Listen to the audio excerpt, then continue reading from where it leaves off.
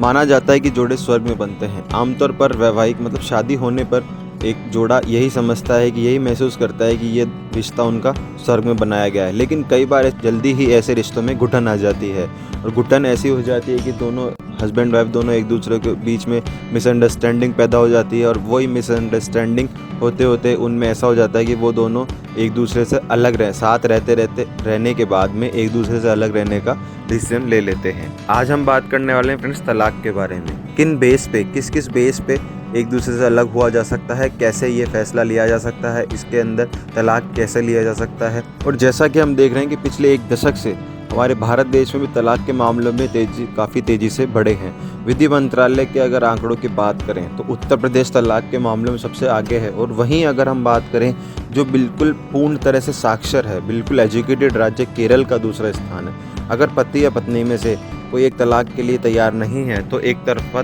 तलाक की अर्जी भी दी जा सकती है। इसमें फ्रेंड्स मैं आपको बताऊं कि हिंदू विवाह अधिनियम की सेक्शन 13 के सब सेक्शन 1 के तहत ये याचिका दायर की जा सकती है। इसके कई अलग अलग आधार है जिनके बेस पे हम तलाक ले सकते हैं। इसमें फ्रेंड्स देश में तलाक के दो तरीके हैं। एक तो ये कि आपसी सहमति से तलाक लिया जा सकता है, और दूसरा एक तरफा अर्जी लगाना। फ्रेंड्स आपसी सहमति से तो तरीके में तो दोनों की राजी खुशी संबंध खत्म होते हैं। इसमें वाद विवाद, एक दूसरे पर आरोप प्रत्यारोप जैसी बातें नहीं होती है। इस वजह से इसे बेहद अहम और रिश्ते से निकलना अपेक्षाकृत आसान भी माना जाता है। आपसी सहमति से तलाक में कुछ खास चीज़ों का ध्यान रखना होता है, जिसमें गुजारा भत्ता सबसे मेन इंपॉर्टेंट होता है। पति या पत्नी में से एक अगर आर्थिक तौर पर दूसरे पर निर्भर है तो तलाक के बाद जीवन यापन करने के लिए उसको गुजारा भत्ता देना होता है। और अगर शादी से बच्चे हैं तो बच्चों की कस्टडी भी इसमें एक अहम फैसला होता है। चाइल्ड कस्टडी शेयर्स यानी मिलजुल कर अलग अलग हो सकती है। कोई एक पेरेंट भी बच्चों को संभालने का जिम्मा ले सकता है। आगे बात करते हैं फ्रेंड्स तलाक के क्या क्या आधार है जिनके बेस पे तलाक लिया जा सकता है। इसमें फ्रेंड्स सबसे पहले आपको मैं बताऊं, अगर पति या पत्नी में से कोई एक शादी के बाद में किसी अन्य के साथ में अपने सेक्सुअल रिलेशन रखता है तो ये तलाक के लिए सबसे बड़ा ग्राउंड है, तलाक के लिए सबसे बड़ा बेस है।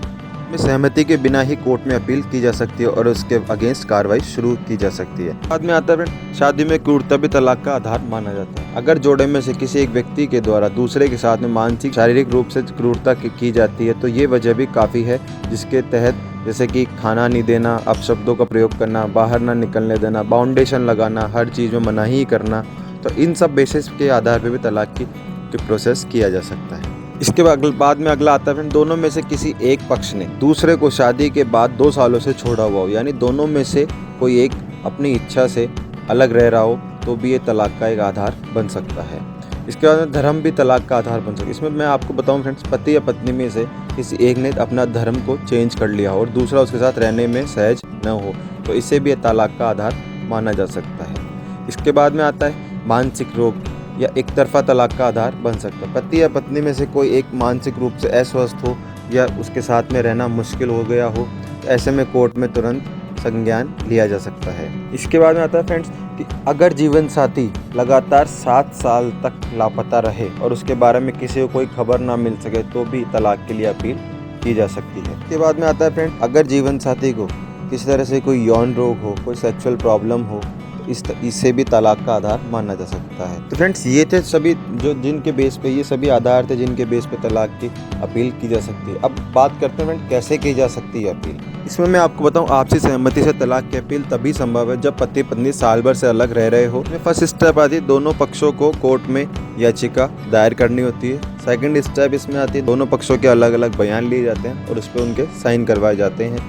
और इसमें थर्ड स्टेप जो आती है वो आती है कोर्ट में दोनों को 6 महीने का वक्त दिया जाता है। मतलब कोर्ट के द्वारा दोनों पक्षों को 6 महीने का वक्त दिया जाता है ताकि वे अपने इस फैसले को लेकर दोबारा सोच सकें। और कई बार इस दौरान फ्रेंड्स ये भी देखा जाता है कि इस दौरान दोनों पक्षों में समझाइश आ जाती है, वो दोनों के बीच में अंडरस्टैंडिंग फिर से बन जाती है, दोनों वापस से साथ में रहने का फैसला ले लेते हैं और उन दोनों का घर दोबारा बस जाता है।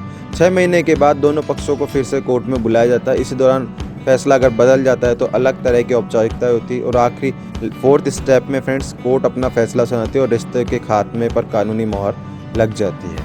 इसमें फ्रेंड्स मैं आपको तलाक लेने से पहले कई बार सोच लें, क्योंकि फ्रेंड्स ये जीवन का सबसे एक चुनिंदा अहम रिश्तों में से एक है। हालांकि ये बात उतनी भी सच है कि कई कोई भी रिश्ते ज़िंदगी से अहम नहीं। तलाक का फैसला लेने के बाद वकील से मिलकर उसका आधार तय करें। जिस वजह से तलाक चाहते हैं उसका पर्याप्त सबूत आपके पास में होना चाहिए। एविडेंस की कमी से केस कमज़ोर भी हो सकता है, प्रक्रिया ज़्यादा मुश्किल हो सकती है। फ्रेंड्स, ये था आज का हमारा वीडियो, जिसमें हमने आपको बताया कि तलाक किन किन बेस पे तलाक लिया जा सकता है, किस किस बेस पे तलाक दोनों पति पत्नी एक दूसरे से अलग हो सकते हैं, समझौते से कैसे अलग हुआ जा सकता है और दोनों के बीच में संघर्ष एक तरफा तलाक कैसे लिया जा सकता है। आई होप आप सभी को ये वीडियो पसंद आया होगा। पसंद आए तो इसे लाइक करें, अपने फ्रेंड्स रिलेटिव के साथ में शेयर करें और जुड़े रहें हमारे चैनल एडवोकेट गौरव के साथ में। फिर मिलते हैं नए वीडियो के साथ में। Till then take care, good bye, जय हिंद फ्रेंड्स।